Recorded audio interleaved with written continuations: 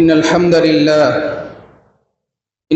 لله نحمده ونستعينه ونستغفره ونؤمن به ونتوكل عليه ونعوذ بالله من شرور أنفسنا ومن سيئات أعمالنا من يهده الله فلا مضل له ومن يضلل فلا هادي له وأشهد أن لا إله إلا الله وحده لا شريك له وأشهد أن محمدًا عبده ورسوله يا أيها الذين آمنوا اتقوا الله حق تقاته ولا تموتن إلا وأنتم مسلمون يا أيها الناس اتقوا ربكم الذي خلقكم من نفس واحدة وخلق منها زوجها وبث منهما رجالا كثيرا ونساء واتقوا الله الذي تساءلون به والأرحام إن الله كان عليكم رقيبا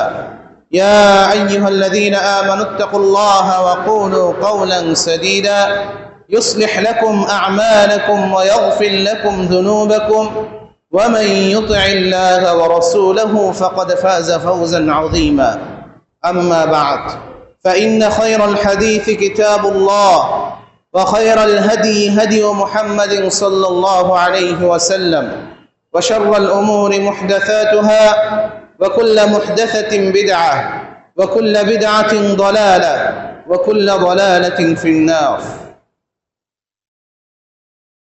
যাবতীয় তারিফ যাবতীয় গুণগান সমস্ত প্রশংসা মহান আল্লাহ রাব্বুল আলামিনের জন্য, যিনি আমাদেরকে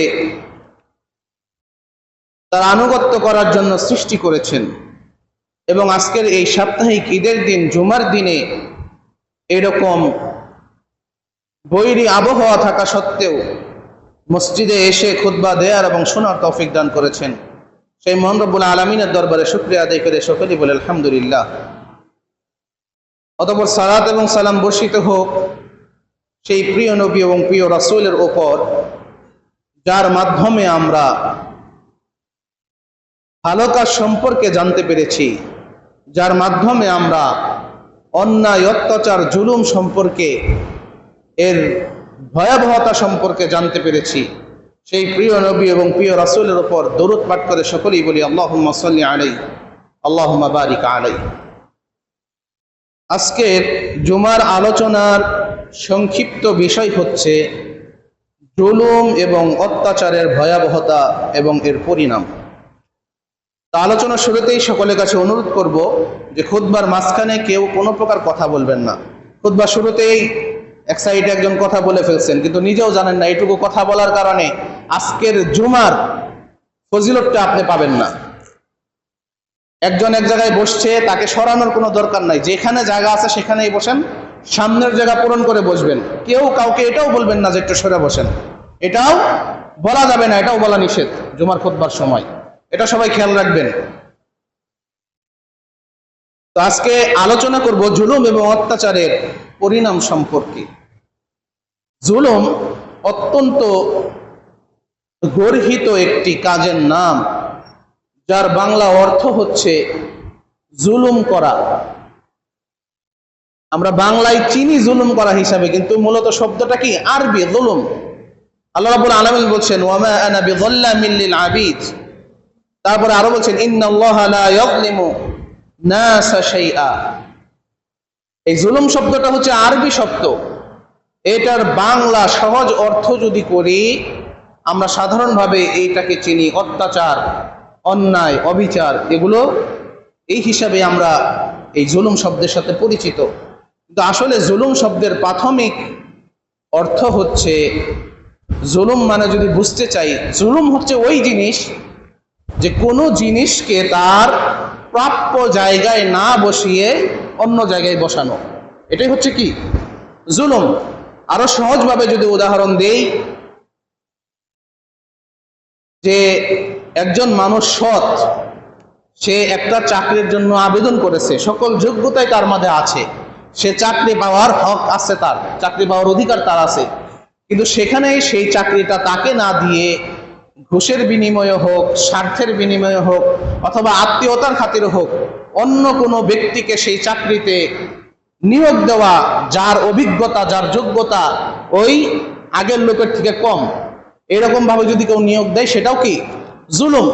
কোনো মসজিদে ইমাম নিয়োগের ক্ষেত্রেও যদি, যেহেতু মসজিদের আলোচনা সহজভাবে বোঝাচ্ছি, যে কারো কোরআন তেলাওয়াত বেশি ভালো, বেশি সুন্দর, বেশি সহি থাকা সত্ত্বেও অন্য কোনো দিক বিবেচনা করে যদি সেই যার কোরআন তেলাওয়াত বেশি সুন্দর তাকে বাদ দিয়ে যার কোরআন তেলাওয়াত তুলনামূলকভাবে কম শুদ্ধ, কম সুন্দর, তাকে যদি ইমাম হিসাবে নিয়োগ দেওয়া হয় সেটাও কি জুলুম হিসেবেই আল্লাহ রাব্বুল আলামিনের কাছে বিবেচিত হবে। অর্থাৎ কোনো জিনিসকে তার যোগ্য স্থানে না বসিয়ে অন্য স্থানে বসানোর নামই হচ্ছে কি জুলুম। এটা কোনো বস্তুর ক্ষেত্রেও হতে পারে, কোনো মানুষের ক্ষেত্রেও হতে পারে, আর যে কোনো বিষয়েই হতে পারে। আর এই জুলুম হচ্ছে অত্যন্ত গর্হিত একটা কাজ। এই জুলুম সম্পর্কে আমাদেরকে জানতে হবে। জুলুম, এই জুলুম থেকে আল্লাহ রাব্বুল আলামিন নিজেকে মুক্ত ঘোষণা করেছেন এবং আমাদের জন্য ওই জুলুমকে মহান রব্বুল আলামিন হারাম করেছেন।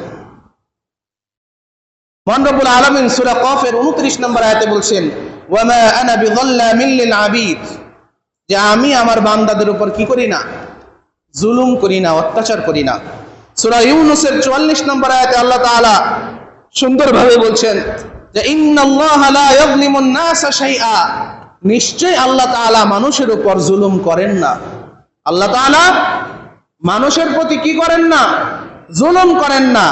ওয়ালাকিন্নান নাসা আনফুসাহুম ইয়াযলিমুন, কিন্তু মানুষ নিজেরাই নিজেদের নফসের প্রতি কি করে, জুলুম করে। মানুষ কি করে, নিজেদের প্রতি নিজেরাই জুলুম করে।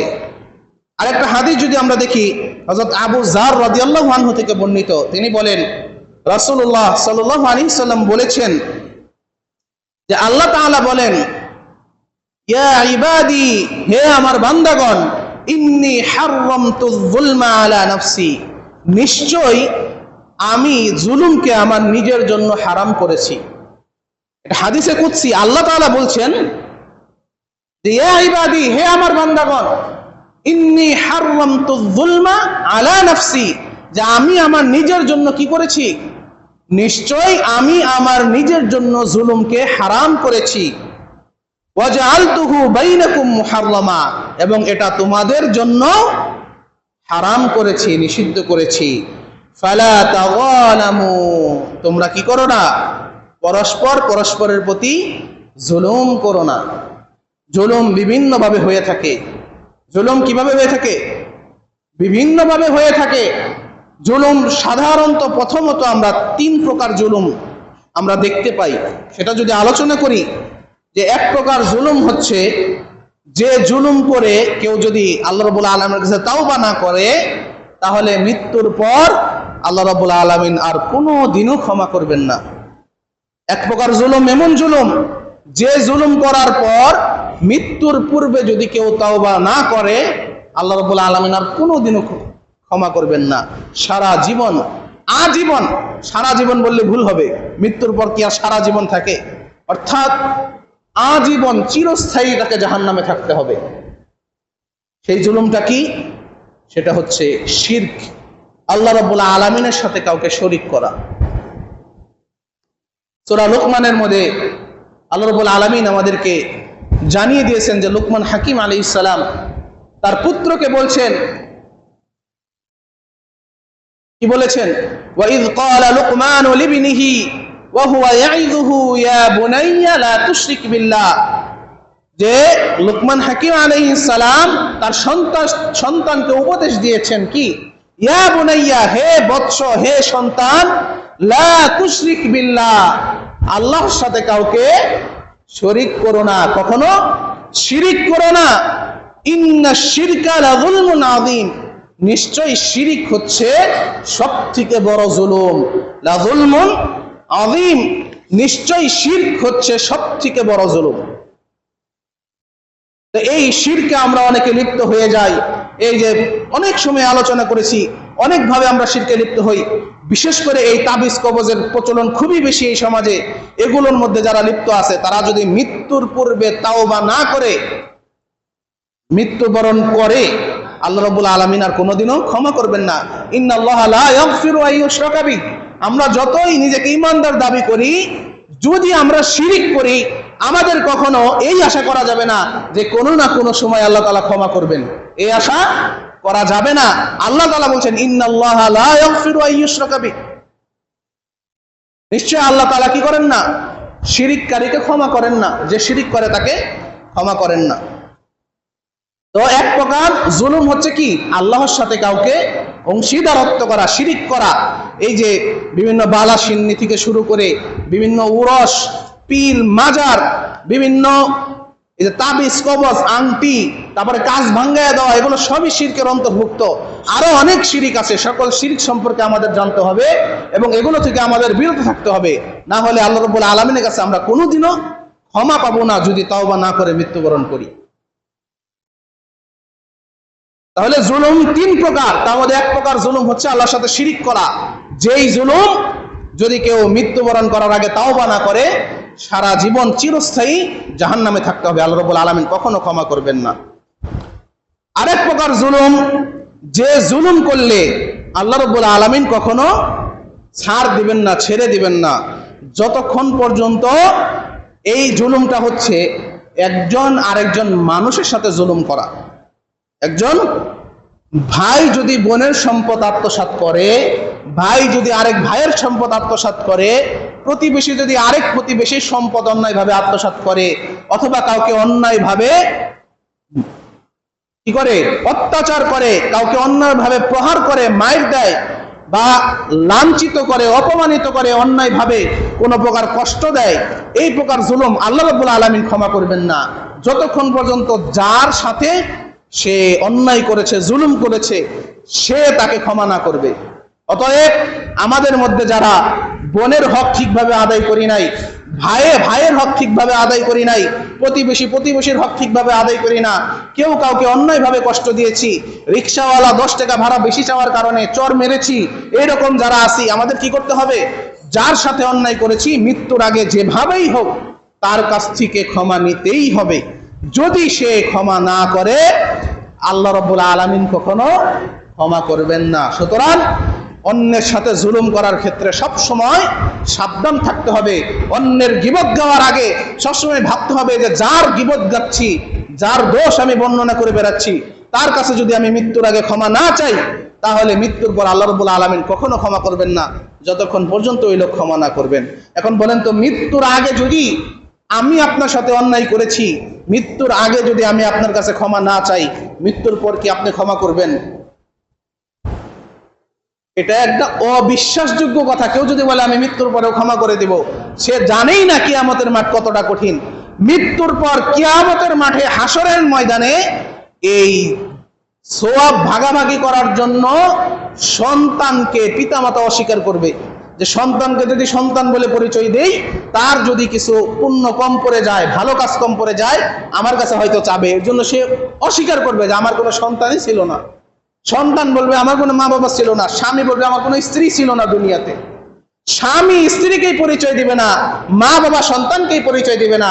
আর আমি যদি আপনাকে দুনিয়াতে কষ্ট দেই, আপনি আমাকে ক্ষমা করবেন না? সেদিন আরো ভালোভাবে আমার যত ভালো কাজ আছে সেগুলো এই জুলুমের বিনিময়ে আপনি নিয়ে নেওয়ার চেষ্টা করবেন। সে বিষয়ে আলোচনা পরে আসতেছে ইনশাআল্লাহ। তো দুই প্রকার জুলুম আলোচনা করলাম। আরেক প্রকার জুলুম যেটি তাওবার মাধ্যমে ক্ষমা পাওয়া যায়, সেই জুলুমটা হচ্ছে নিজের সাথে জুলুম করা। সেই জুলুমটা কি? নিজের সাথে জুলুম করা। আল্লাহ রাব্বুল আলামিন আমাকে সৃষ্টি করেছেন কি জন্য? ওমা খালাকতুল জিন্না ওয়াল ইনসা ইল্লা লিয়াবুদুন, যে মানুষ, জিন এবং মানুষকে আল্লাহ রাব্বুল আলামিন মানুষ এবং জিন জাতিকে সৃষ্টি করেছেন একমাত্র তার ইবাদত করার জন্য।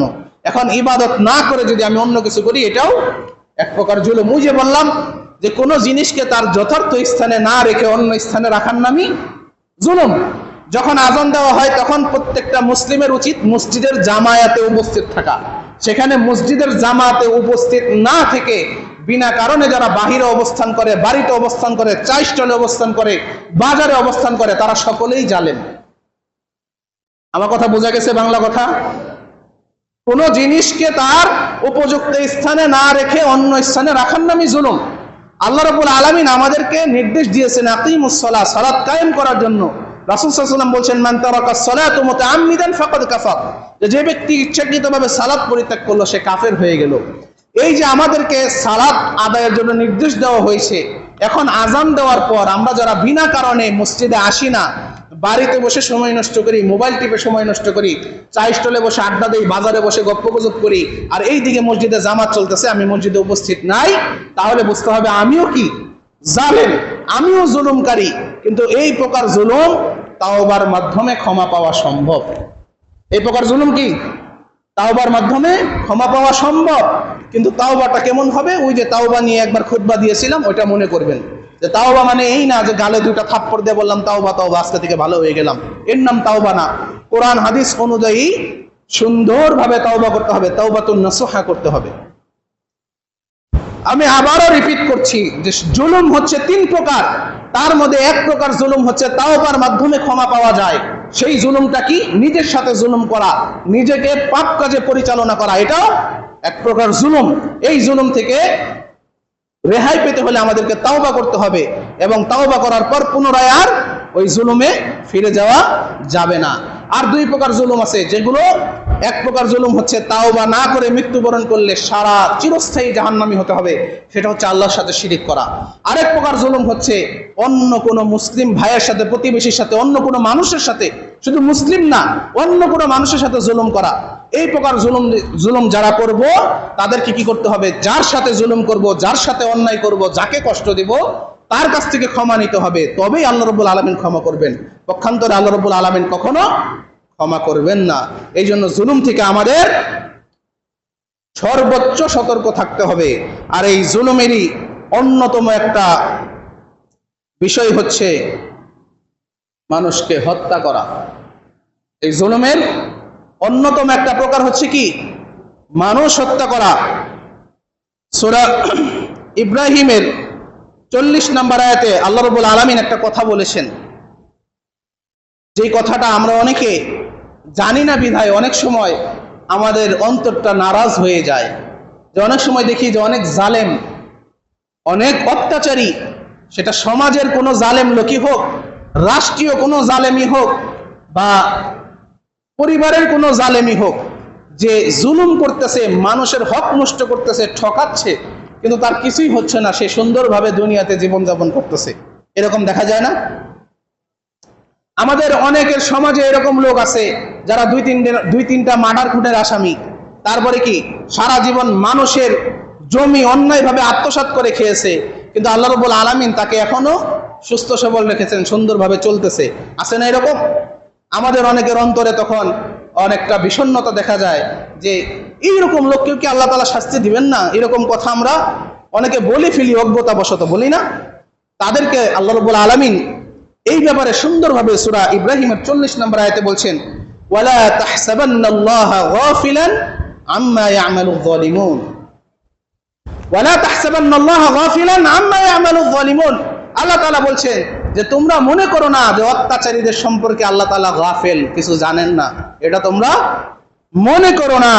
ইন্নামা ইউআখিরুহুম লিয়াউমিন তাশখাসু ফীহিল আবসার, অত্যাচারীকে আল্লাহ তাআলা সেই দিন পর্যন্ত অবকাশ দেন, লিয়াউমিন তাশখাসু ফীহিল আবসার, যেদিন তার চক্ষু স্থির হয়ে যায়। আল্লাহ তাআলা বলছেন তুমি মনে করো না যে অত্যাচারীদের সম্পর্কে আমি গাফেল। আল্লাহ তাআলা অত্যাচারীদের সম্পর্কে কিছুই জানেন না, তিনি গাফেল, এটা মনে করতে নিষেধ করেছেন। ইন্নামা ইউআখিরুহুম লিয়াউমিন তাশখাসু ফীহিল আবসার, নিশ্চয় কি করেন, নিশ্চয় আমি তাকে সেই দিন পর্যন্ত অবকাশ দেই, তাশখাসু ফীহিল আবসার, যেদিন তার চক্ষু স্থির হয়ে যায়। চক্ষু স্থির কবে হয় বলেন তো? চক্ষু স্থির কবে হয়? যেদিন 2 চোখ বন্ধ হয়ে যায়। অনেকে তাকিয়েও মারা যায়, কিন্তু মৃত্যুর পর চোখ আর নড়ে না, নড়ে। অর্থাৎ মৃত্যুর দিন পর্যন্ত আল্লাহ রাব্বুল আলামিন জালেমদেরকে অবকাশ দেন। এই জন্য আমাদের হতাশ হওয়া যাবে না। আমাদের কি হওয়া যাবে না? হতাশ হওয়া যাবে না। যত অন্যায়কারী, জুলুমকারী, জালেম আছে তাদের ব্যাপারে রাসূল সাল্লাল্লাহু আলাইহি সাল্লাম বলছেন যে যারা জুলুম করে, অন্যায় করে, অত্যাচার করে, এবং যারা এই সকল জুলুমের এই সকল জালেমের আনুগত্য করে, তাকে সাপোর্ট করে, এই কারণে যেন তার শক্তি বৃদ্ধি হয়। এই সকল প্রকার লোকই কি রাসূল সাল্লাল্লাহু আলাইহি ওয়াসাল্লামের উম্মতের অন্তর্ভুক্ত নয়, এদের থেকে রাসূল সাল্লাল্লাহু আলাইহি ওয়াসাল্লাম মুক্ত। এই জন্য অত্যাচারী, স্বৈরাচার, জুলুমকারীদের জুলুম দেখে আমাদের কি করা যাবে না, ধৈর্য হারা হওয়া যাবে না। আল্লাহ রাব্বুল আলামিন অবশ্যই অত্যাচারীদের বিচার করবেন। দুনিয়ার সূচনা লগ্ন থেকে এই পর্যন্ত এমন কোন নজির নেই যে কোন জালেম রেহাই পেয়েছে। আখিরাতে তো তাদের শাস্তি হবেই, দুনিয়ার জমিনেও আল্লাহ রাব্বুল আলামিন কোনো না কোনো ভাবে তাদেরকে লাঞ্ছিত করেছে। সর্বপ্রথম জুলুমের কথা যদি আমরা দেখি, যে আদম আলাইহিস সালামের দুই সন্তানের কাহিনী আমরা জানি, হাবেল এবং কাবেলের কাহিনী জানি। হাবেল এবং কাবেলের কাহিনী আল্লাহ রাব্বুল আলামিন সূরা মাইদার মধ্যে বর্ণনা করছেন, ওয়াতলু আলাইহিম নাবা আবনাই আদম বিল হক ইয ক্বাররাবা কুরবানান ফাতুকুব্বিলা মিন আহাদিহিমা, যে আদম আলাইহিস সালামের দুই সন্তান কুরবানি করলো, যখন কুরবানি করলো, কুরবানান ফাতুকুব্বিলা মিন আহাদিহিমা, তাদের মধ্যে একজনের কুরবানি কবুল হলো, ওয়ালাম ইউতাকাব্বাল মিনাল আখর, এবং অপরজনের কুরবানি কবুল হলো না। হাবেলের কুরবানি কবুল হয়েছিল এবং কাবেলের কুরবানি কি হয়েছিল, কবুল হয়েছিল না। ক্বালা লা আকতুলান্নাক, তখন কাবেল হাবেলকে কি বলল, যে ক্বালা লা আকতুলান্নাক, অবশ্যই আমি তোমাকে কি করব, হত্যা করব, কতল করব। ক্বালা ইন্নামা ইয়াতাকাব্বালুল্লাহু মিনাল মুত্তাকিন, তখন হাবেল বলেছিল যে নিশ্চয়ই আল্লাহ তাআলা মুত্তাকিদের কুরবানি কবুল করেন। তারপর বলেন, লা ইন বাসাত্তা ইলাইয়া ইয়াদাকা লিতাকতুলানি মা আনা বিবাসিতি ইয়াদি ইলাইকা লিআকতুলাক। হাবেল কাবেলকে বলছে যে তুমি যদি আমাকে মারার জন্য তোমার হাত উঠাও, তবু আমি তোমাকে মারার জন্য তোমার প্রতি আমার হাত উঠাবো না। ইন্নী আখাফুল্লাহ রাব্বুল আলামিন, নিশ্চয় আমি এই জগতের প্রতিপালক আল্লাহ তাআলাকে ভয় করি।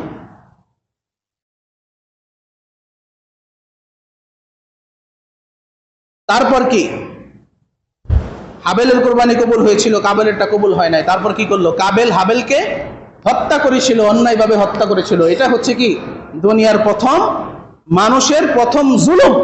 এই জন্য একটা হাদিসে ইবনে আব্বাস রাদিয়াল্লাহু আনহু থেকে বর্ণিত, রাসূল সাল্লাল্লাহু আলাইহি ওয়াসাল্লাম বলছেন যে কিয়ামত পর্যন্ত যত মানুষকেই হত্যা করবে, সেই হত্যার গুনাহের ভাগ সেই কাবেলের উপর গিয়ে বর্তাবে, কেননা তিনিই প্রথম এই হত্যার দ্বার উন্মোচন করে গেছেন, মানুষকে হত্যা করা শিখিয়ে গিয়েছেন। বর্তমানেও আমরা দেখতে পাই কত মানুষকে অন্যায়ভাবে হত্যা করে ফেলছে, গ্রামে গঞ্জে শহরে। আর বর্তমানে আমাদের দেশের পরিস্থিতির কথা যদি বলি, নিরপেক্ষভাবে বলতে গেলেও আমাদেরকে একজন মুসলিম হিসাবে, রাসূল সাল্লাল্লাহু আলাইহি ওয়াসাল্লামের একজন প্রকৃত উম্মত হিসাবে আমাদের প্রতিবাদ জানানো উচিত যে আমাদের দেশে অন্যায়ভাবে ছাত্রদের উপর যেরকম গণহত্যা চালানো হচ্ছে, আমরা তীব্র নিন্দা জানাই। এই প্রকার হত্যার জন্য আল্লাহ রাব্বুল আলামিন অবশ্যই বিচার করবেন। একটা হাদিস যদি দেখি, সালিম রাদিয়াল্লাহু আনহু তিনি বর্ণনা করছেন যে ইবনে আব্বাস রাদিয়াল্লাহু আনহুকে একজন জিজ্ঞাসা করেছিলেন যে হে, আমরা কেউ যদি কোনো মানুষকে হত্যা করে এবং তারপর যদি সে তাওবা করে, সৎ কাজ করে, ভালো কাজ করে, তাহলে কি সে মাফ পাবে, ক্ষমা পাবে? তখন ইবনে আব্বাস রাদিয়াল্লাহু আনহু বলছেন যে রাসূল সাল্লাল্লাহু আলাইহি ওয়াসাল্লাম বলেছেন যে কিয়ামতের দিন নিহত ব্যক্তি তার হত্যাকারীকে ধরে আনবে। কিয়ামতের দিন নিহত ব্যক্তি তার হত্যাকারীকে কি করবে, আল্লাহ রাব্বুল আলামিনের সামনে ধরে আনবে। তখনও নিহত ব্যক্তির ধমনী দিয়ে রক্ত প্রবাহিত হতে থাকবে। অর্থাৎ দুনিয়াতে যদি কেউ কাউকে ছুরি দিয়ে আঘাত করে মারে অথবা গুলি করে মারে, যেভাবেই মারুক না কেন, সে আহত, সেই জায়গাটা যে আঘাতের কারণে সে মৃত্যুবরণ করেছে, সেই জায়গাটা একদম তরতাজা থাকবে। নিহত ব্যক্তির ধমনী দিয়ে তখনও রক্ত প্রবাহিত হতে থাকবে এবং তিনি আল্লাহ রাব্বুল আলামিনের কাছে তার খুনিকে ধরে এনে বলবেন যে ইয়া রাব্বুল আলামিন, আপনি তাকে জিজ্ঞাসা করুন সে আমাকে কেন হত্যা করেছিল। আপনি তাকে জিজ্ঞেস করুন কি সে আমাকে কেন হত্যা করেছিল। তখন হত্যাকারীর আর কোনো বাঁচার উপায় থাকবে না। এবং ইবনে আব্বাস রাদিয়াল্লাহু আনহু বলছেন যে কাউকে হত্যা করার পর কেউ যদি তাওবা করে, সৎ আমল করে, তার ব্যাপারেও রাসূল সাল্লাল্লাহু আলাইহি ওয়াসাল্লাম কখনো বলে যান নাই যে তার সব গুনাহ মাফ হয়ে যাবে, বরং হত্যার যে বিচার সেটা হবেই। একটা হাদিস যদি আমরা দেখি, ইবনে মাসউদ রাদিয়াল্লাহু আনহু থেকে বর্ণিত, তিনি বলেন, রাসূলুল্লাহ সাল্লাল্লাহু আলাইহি সাল্লাম বলছেন, আউয়ালু মা ইউকদা বাইনান নাস ইয়াউমাল কিয়ামাতি ফিদ দিমা, যে নিশ্চয়ই কিয়ামতের দিন মানুষের মধ্যে সর্বপ্রথম যে ফয়সালাটা করা হবে সেটি হচ্ছে হত্যার ফয়সালা। কিয়ামতের দিন মানুষের মধ্যে সর্বপ্রথম যে ফয়সালাটা করা হবে সেটি হচ্ছে কি? হত্যার ফয়সালা। কিছু কিছু কথা না বললেই নয় যে আমাদের দেশে বর্তমান অনাকাঙ্ক্ষিত কিছু ঘটনার কারণে অনেক শিশু মৃত্যুবরণ করেছে, আমরা জানি না? অনেকে ছাদে খেলতে গিয়ে মৃত্যুবরণ করেছে, অনেকে জানলার পাশে থেকে গুলির আঘাতে মৃত্যুবরণ করেছে। এই সকল নাবালক নিষ্পাপ শিশুরাও কি কিয়ামতের দিন তার হত্যাকারীকে ধরে এনে আল্লাহ রাব্বুল আলামিনের সামনে দাঁড় করাবেন যে আল্লাহ, আপনি জিজ্ঞেস করুন সে আমাকে কেন হত্যা করেছে। সেই দিন এই সকল হত্যাকারীরা কোনো প্রকার উত্তর দিতে পারবে না।